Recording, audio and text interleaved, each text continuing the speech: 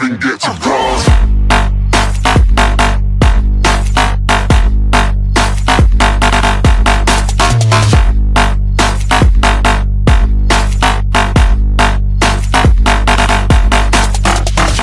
¿Cómo están, mis queridos televidentes? Del día de hoy vamos a darles una breve explicación del libro de Freud, Psicoanálisis del arte. A continuación, una breve explicación para que les dejara unas imágenes de todo lo que habla y de cada autor que habla. Así que comenzamos.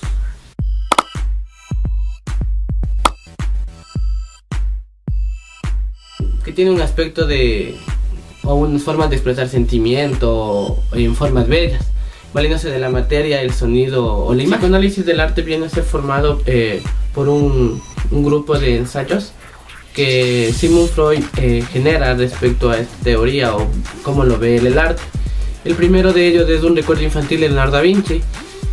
Freud toma el personaje de Leonardo para hablar del mecanicismo, de la sublimación y del fenómeno de la homosexualidad, tomándolo desde su punto de vista. A continuación les explicaré en qué consiste este ensayo para que lo puedan entender de mejor manera. Bueno, Freud en su relato nos describe algunos aspectos que han sido característicos en Leonardo, que fue polifacético, con múltiples intereses entre los que destacaban la pintura y la investigación.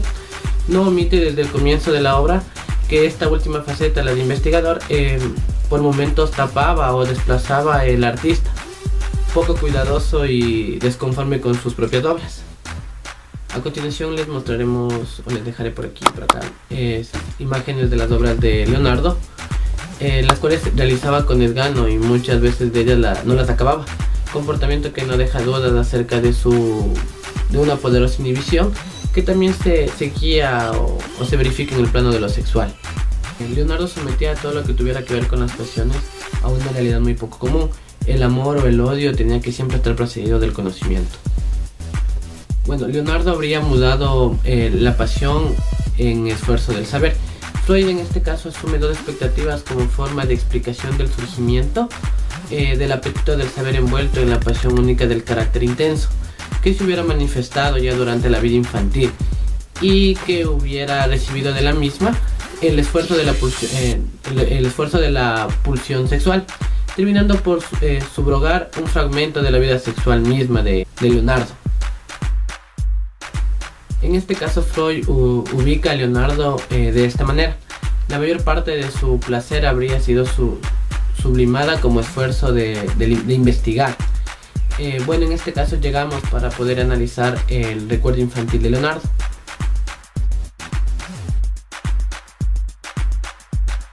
Lo que dice el recuerdo infantil de Leonardo: estando yo todavía en la cuna, un buitre descendió sobre mí, me abrió la boca con su cola y golpeó muchas veces con esa cola suya contra mis labios. Bueno, en este caso toma este recuerdo como una fantasía posterior trasladada a la infancia, fenómeno que ya había descrito como recuerdo encubridor. Pero, ¿cuál podría ser su significado? Esto se preguntaba Freud, o para dar respuesta a este recuerdo. La respuesta que nos ofrece es la siguiente: se trataría de un recuerdo o imagen del mamar, refundida en una fantasía homosexual, pasiva se podría decir. Bueno, en el análisis de la imaginaria del buitre, llega a sostener que el contenido de la fantasía sería que la sustitución de la madre por el buitre indica que el niño en su temprana edad de la infancia echaba ya de menos al padre. Todo ello armoniza con la biografía de Leonardo y con la concepción freudiana de las fantasías. Estas se constituyen sobre los recuerdos no entendidos de la infancia y ponen de relieve lo más importante del desarrollo anímico del sujeto. Esto según la concepción de Freud. Ahora Freud debe dar cuenta de la homosexualidad de Leonardo, una homosexualidad reprimida y sublimada. Bueno, nos indica una serie de referencias que nos indican que Leonardo se dedicó a recibir jóvenes discípulos, a quienes nos cuidaba como si fueran sus hijos, a lo que amaba tierna y maternalmente. De ello podemos deducir que reproducía como ellos del vínculo que tenía con su madre. Ama a sus discípulos como su madre lo amó a él. El lazo erótico con la madre no fue abandonado sino reprimido. Sin embargo, se pregunta si no habrá en su obra algo que dé testimonio de los recuerdos de la primera infancia. Uno de estos viene a ser el encuentro con la extraña sonrisa de la Mona Lisa. Aquí está la Mona Lisa para que vean su obra. Creo que todo el mundo ya la conoce. Es una obra muy famosa de Leonardo. Síntesis de lo femenino. la reserva y la seducción, la ternura plena de entrega y la sensualidad al despiadado acecho. Leonardo habría encontrado en la muchacha florentina la sonrisa de su madre, del mismo modo que se consideraba la obra Santa Ana, la Virgen y el Niño como una síntesis de la historia infantil del artista. Un niño con dos madres de viática sonrisa. Tales dos madres serían la suya propia y la joven esposa del padre, o bueno, en esta última la abuela paterna, como una palabra o expresión gráfica. Entre los vestigios puede verse la figura de un buitre cuya cola va a dar a la boca del niño, según su recuerdo. ¿Qué ocurre mientras tanto con la figura del padre?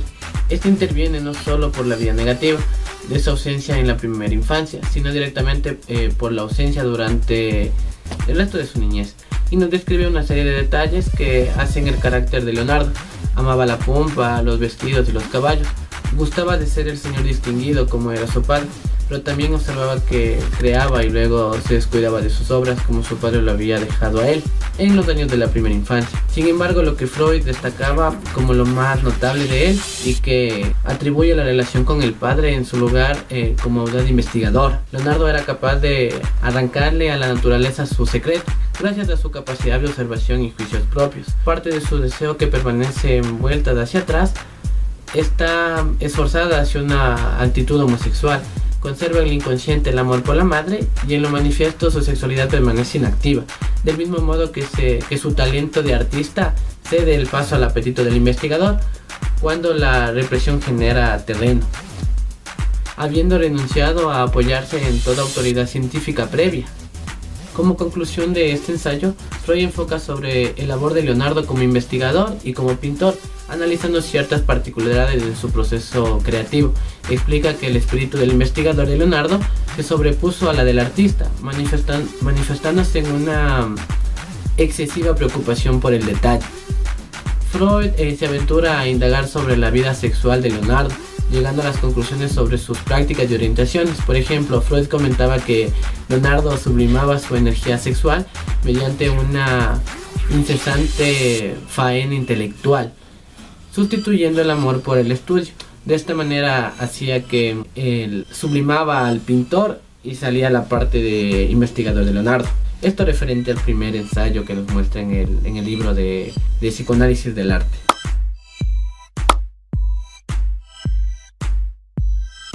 Ensayo número 2.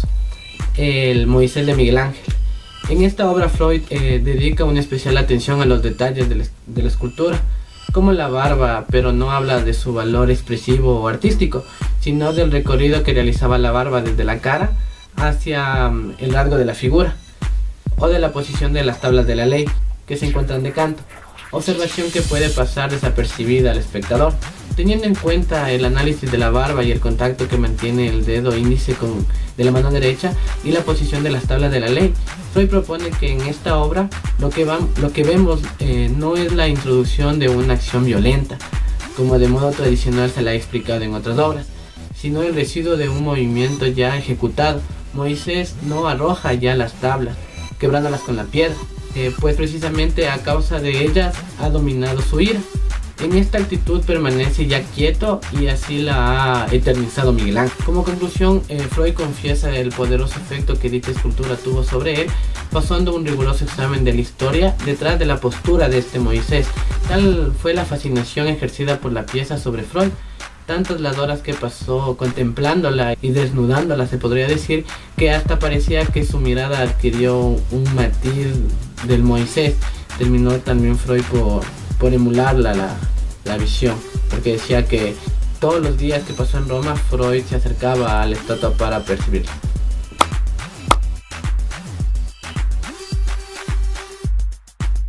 Ensayo número 3. El delirio de los sueños de Gradivan y Jensen. El subtrabajo de 1917, un recuerdo infantil, poesía y verdad, nos sitúa ante la idea de qué personajes como el de que se analiza podrían leerse en los tiempos preanalíticos sin sentir un impulso o reflexionar sobre ellos. Encontramos ejemplos del psicoanálisis aplicado, donde nos enfrenta ante la idea de tal trascendentes como el análisis del arte, como la muerte, la castración, lo traumático, el placer en el displacer, o cosas muy extravagantes. Más allá del principio del placer, donde introduce el concepto de pulsión de muerte, que será una de las nociones más controvertidas, obligará también a representar la obra del arte desde esta nueva aportación, se podría decir, la comprensión metapsicológica de la alegría del crear, que en cierto sentido equivale a la alegría del amor. Equipara alegría del amor con la búsqueda de la felicidad, donde está incluido el problema de la estética y de la belleza, pero aclarando que ninguna de estas preserva del sufrir. Freud intenta encontrar el sentido e interpretar los sueños del protagonista de una novela aparecida en 1930 llamada Gradiva. Y aquí les voy a dejar una imagen o la portada de la película. Para ello, desde luego, se vale de su propia obra e interpretación de los sueños para validar sus observaciones. En lo que respecta a un recuerdo infantil de Wotan en Poesía y Verdad y de Dostoyevsky e Parricidio, dice: el autor parte de las narraciones Poesía y Verdad y los hermanos Karamazov para comprender mejor las relaciones entre Wotan y su madre, así como Dostoyevsky y su padre, respectivamente cada uno. Un detalle muy gracioso de esta colección de ensayos es que con frecuencia Freud se detiene y nos cuestiona y se cuestiona sobre su sorprendente interpretación de toda la figura y de sus propósitos. Después del autoelogio, él mismo se pregunta si no estará obligado demasiado o no estará dando demasiada importancia a detalles que quizás para el artista fueron indiferentes, arbitrarios o unidimensionales. No puede evitarse embozar una gran sonrisa ante los titubeos de un genio. Aunque Freud se consideraba como un profano en cuestión del arte, en este libro demuestra su entusiasmo por la misma, su atracción por el contenido latente de una obra que revela lo suficientemente vigorosa como para llevarle al desglose de estos valiosos ensayos, dejándole entrever en un hombre apasionado, emocionado hasta los huesos por las obras que aborda, y llegando a ser por momentos abrumadoramente analítico. Resulta curioso que Freud termine por admitir que algunas de las creaciones artísticas más acabadas e impresionantes escapen a nuestra comprensión. Bueno, con esto podemos verificar que las teorías de Freud suelen utilizarse como marco para analizar obras de arte, literatura y cine. Las distintas interpretaciones freudianas se basan en la visión de Freud del arte como un método efectivo para la sublimación de deseos reprimidos. El arte, desde su idea de lo artístico, es algo más que una cuestión ornamental. El psicoanálisis desde sus inicios ha mostrado un especial interés por el arte, interés que nos hace olvidar que, curiosamente, si bien a Freud nunca se le otorgó el premio Nobel, sí fue galardonado en 1930 por la ciudad de Frankfurt en el premio Goethe, en cuya comunicación firmada por el alcalde de la ciudad se podría leer: el psicoanálisis no solo conmovió y enriqueció a la ciencia médica, sino también al mundo mental del artista y del sacerdote, del historiador y del educador. Son muchas y distintas, como no complementarias, las formas en las que se concibe y se describe el arte. Así tenemos la visión que lo plantea como una forma de lenguaje, como un acto de comunicación. Otro punto de vista propone la obra de arte como un objeto creado con la única intención de generar efectos estéticos generalmente vinculados con lo bello o lo placentero. Y una tercera forma que lo concibe como un acto significante, además de comunicar y transmitir emociones valiéndose de la imagen, la música y la palabra. Queda claro que la obra de arte se convierte a la luz de todo lo que anteriormente fue expuesto en un acto cargado de significación, como una solución de compromiso más sana que el síntoma, pero que se le da la misma forma. Podríamos decir que en la expresión de un compromiso entre las pulsaciones que pugnan por salir al exterior y hacerse conscientes, y parte del sujeto que lucha por no saber nada de ello, recurriendo por ello a la magia de la estética. Con lo mismo podemos decir que el psicoanálisis del arte vendría a ser una reflexión más a los detalles de todo lo que vendría a formar arte, tanto como en la poesía, la imagen, la música, en la escultura, donde cada libro nos explica desde la visión freudiana cómo explica o cómo sintetiza todo lo que estos autores que le acabamos de explicar expresan en sus obras, tratando más de los detalles. Espero que les haya gustado este video y que les sirva en algunos casos. Si no pueden verificar acá, les voy a dejar los links para que puedan leer el libro, muy bueno, se los recomiendo y espero que les haya gustado. Muchas gracias.